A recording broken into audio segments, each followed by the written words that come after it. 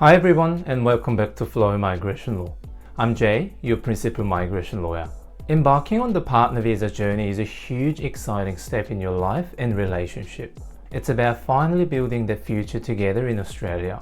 But for many, that excitement is mixed with a feeling of being overwhelmed by what seems like a mountain of paperwork and legal requirements. The most common question I hear is, where do we even begin?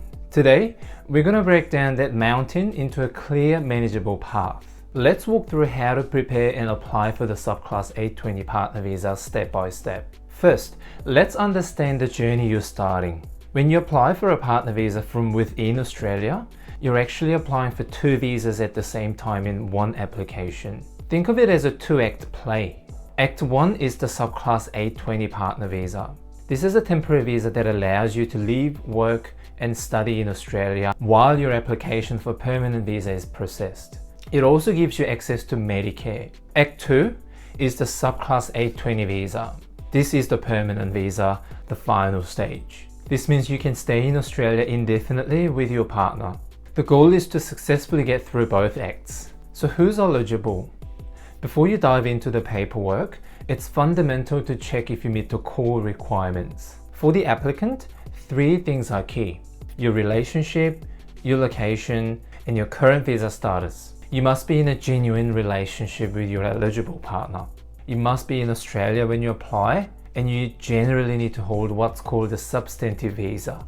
Now, a substantive visa is essentially any visa that is not a bridging visa, a criminal justice visa, or an enforcement visa. Think of student, visitor, or work visas. If you're unsure about the status of your current visa, this is a point where getting early advice is very helpful.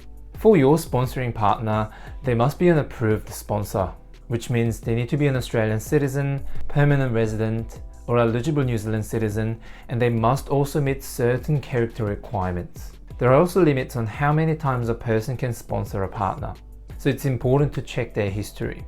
Assessing these points early is a crucial first step. Now for the heart of your application, providing your relationships genuine and continuing to the exclusion of all others. The department gives us a framework for this, often called the 4 pillars. Your job is to provide evidence across all 4 areas. We actually have a dedicated deep dive video on this very topic. You can click the link that appears on the screen now, but for today, let's quickly summarize the 4 pillars here.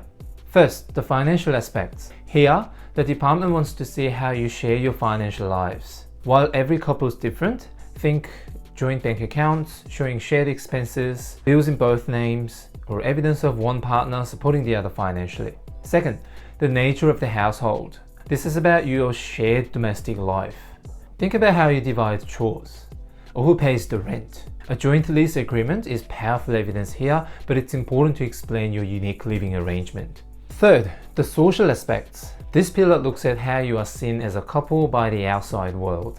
This includes statements from friends and family on a Form 888, photos together at social events, or joint invitations to weddings and stuff. And fourth, the nature of your commitment. This demonstrates your long-term intentions. Your detailed, personal relationship statements are the most important evidence here. This is where you tell the story of your relationship, your key moments, and your plans for the future together. Beyond the 4 pillars, there are 2 technical points I always advise clients to be aware of. First, bridging visas. When you apply for the 820 visa onshore while holding a substantive visa, you'll typically be granted a bridging visa A. This is what allows you to stay in Australia legally while you wait for a decision. But remember, if you need to travel overseas during this time, you must apply for and be granted a bridging visa B before you leave. This is a critical step many people miss. Second, Schedule 3. Now, if you apply for the 820 visa at a time when you don't hold a substantive visa, for example, if your previous visa has already expired and you're on a bridging visa, you may need to meet extra complex criteria known as Schedule 3. This is a very challenging situation. In fact, we have a specific case study video showing how we helped a couple overcome this exact issue, which might be helpful if you find yourself in this position. You can click the link that appears on the screen now. And finally, remember that receiving your 820 visa is a wonderful milestone, but it's not the end of the road. Approximately 2 years after you first lodged your application, and assuming your A20 visa has been approved, the department will invite you to provide more information to be assessed for the permanent 801 visa. You'll need to show that your relationship is still genuine and continuing. It's important to respond to this request to complete your journey to permanent residency. Preparing an A20 partner visa application is about telling your unique story within a legal framework.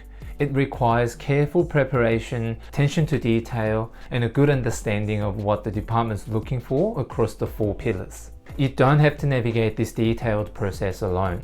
If you're looking at this pathway and feel you would benefit from tailored guidance to map out your application strategy, we're here to support you.